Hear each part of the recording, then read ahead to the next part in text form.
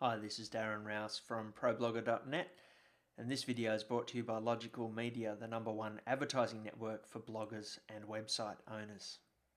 Today I'd like to take you through a bit of a visual on how I explain how social media in particular and other blogs and websites, I use these to promote my own blogs.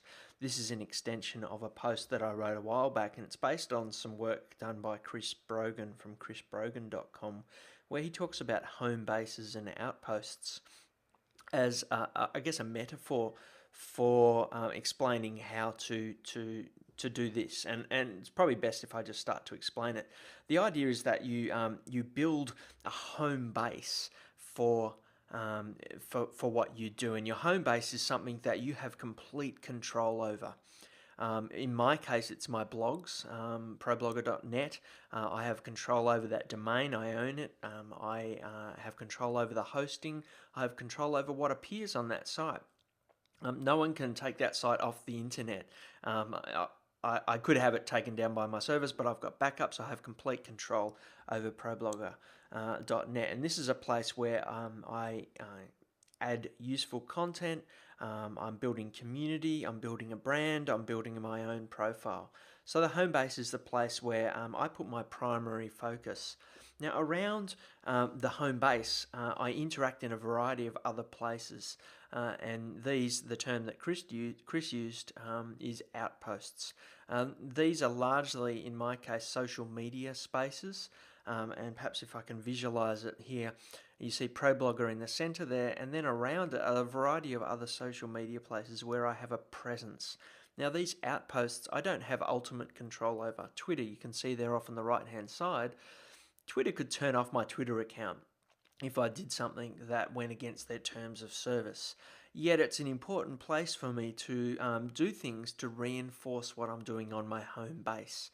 It is driving traffic back to my home base, but it's also doing things like reinforcing the brand, building community, increasing reader engagement.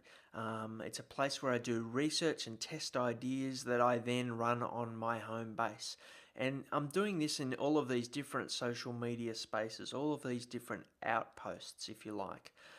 Really, the activities that I'm doing on the outposts are quite similar to what I do on the home base, but they're there to reinforce and to build the home base, and not the other way.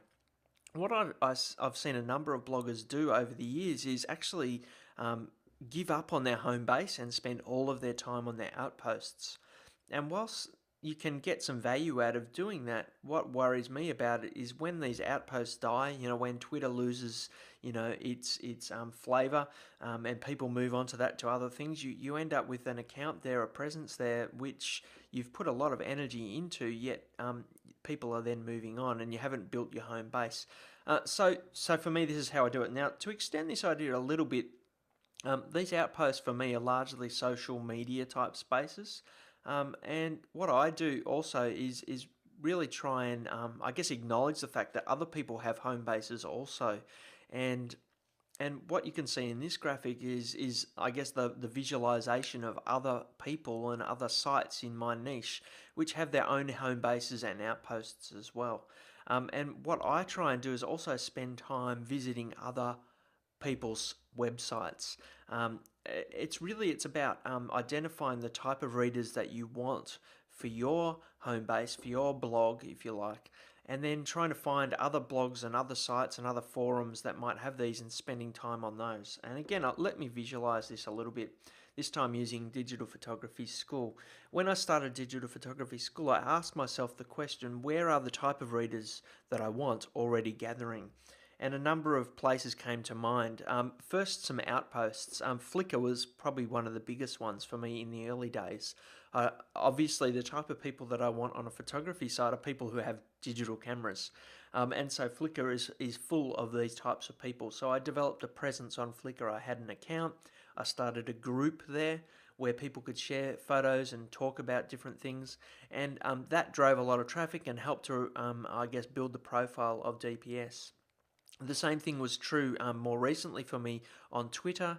On Facebook, I've started a Twitter account, have a Facebook page. Again, it's where people who are using and talking about photography are already gathering. The other places were dig and stumble upon. There's really an avid photography community in both of those social bookmarking sites, and so I began to interact in that space as well. But beyond these social media outposts, there are a variety of other sites as well. And these are just some of the ones that I began to develop a presence and relationships with. DP Review is one of the biggest photography sites out there, and they have a forum area. And so I started an account there. I didn't really spend a lot of time there, but it was one of those places that I began to develop a presence. Photo Jojo is another photography blog. They have a great newsletter, and so I began to get to know the team at Photo Jojo, and they've over the years have linked into photography school, and that relationship's been quite fruitful. And the other one that you see there is Lifehacker. Lifehacker isn't a photography community. They're more of a productivity, how to enhance your life type site, but they have a technological edge, and occasionally they run photography stories.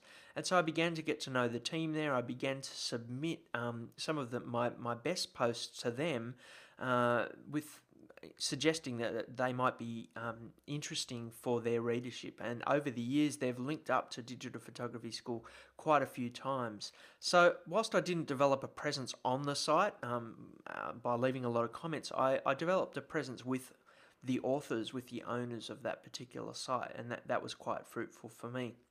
So really what you see here is, I guess the principle is not just developing your own home base and being quite insular and spending just time on your own site, but it's about getting out there. It's about engaging with the type of reader that you want and finding where they are online, and then interacting with them in those places, whether they be on social media sites where you can have an account and have your own presence, which you do have some control over, or whether it be actually interacting on other people's websites.